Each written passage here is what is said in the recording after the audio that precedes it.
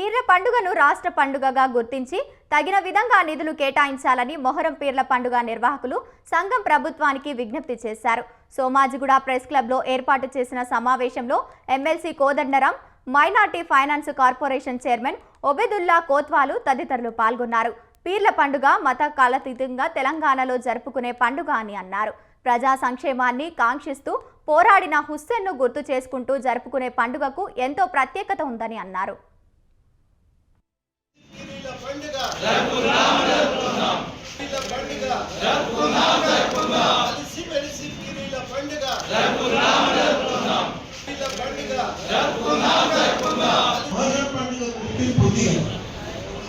సెలవే కదా కాబట్టి గుర్తింపు ఉన్నది లేకుంటే పోలేదు.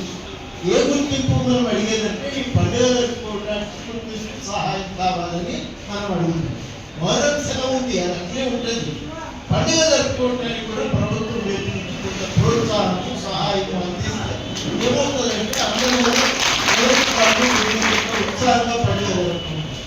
ఈ గవర్నమెంట్ రాకపోతే దసరా పండుగ జరగలేదా, బతుకమ్మ కాలేదు అయినే కదా.